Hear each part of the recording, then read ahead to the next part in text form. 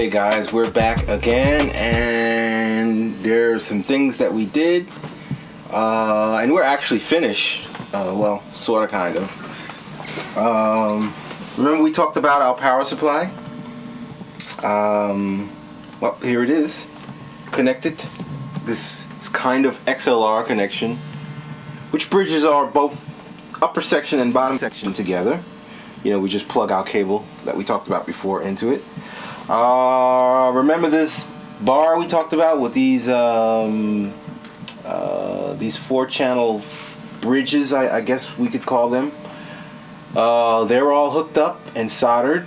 Well, and here's the wire for them.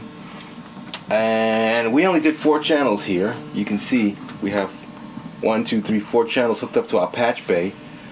Also, our ribbon cables are, and again, it's only 4 of them for now. 4 ribbon cables are connected to our strip, whatever we call it here. And today we can do a little test, put some audio through it, and see how it sounds. Also, our faders. We sealed off our faders. We bypassed them, but we sealed off the wires so that they don't accidentally touch anything else.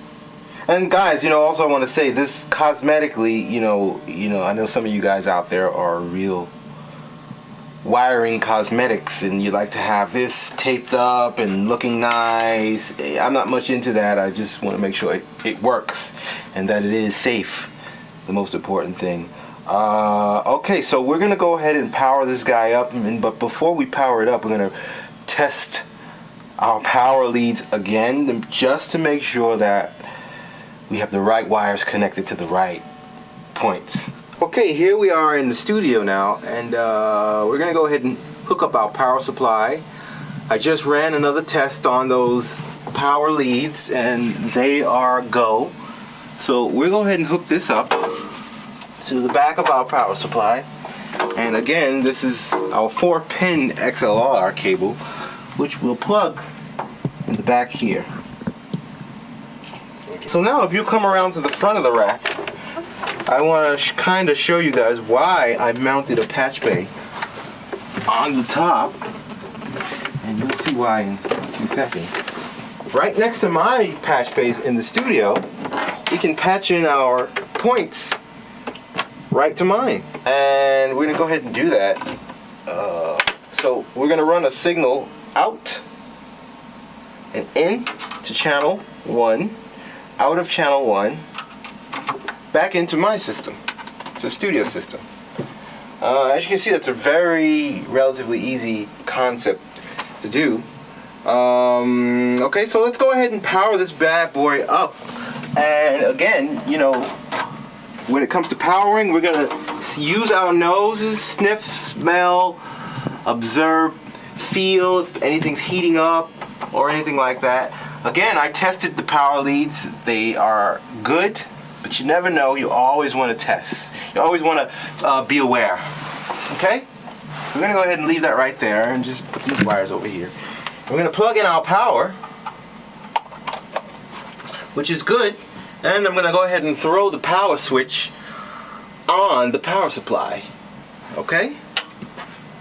All the mute lights are lit up, so something must be wired up correctly.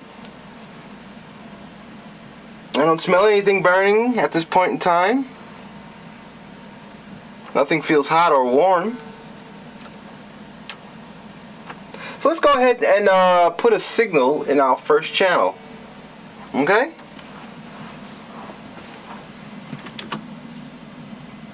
I'm gonna unmute our first channel. Ah, signal. Gonna turn the gain up a little bit. This is incredible.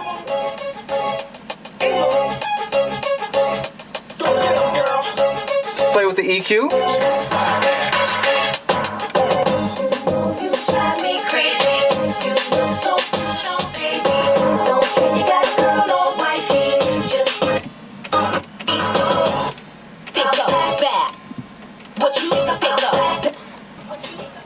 Congratulations, ladies and gentlemen. You have just learned the Mitchell method of installing and operating your channel strips. Congratulations. I'm Dennis Mitchell for StoneBrown Productions. See you next time.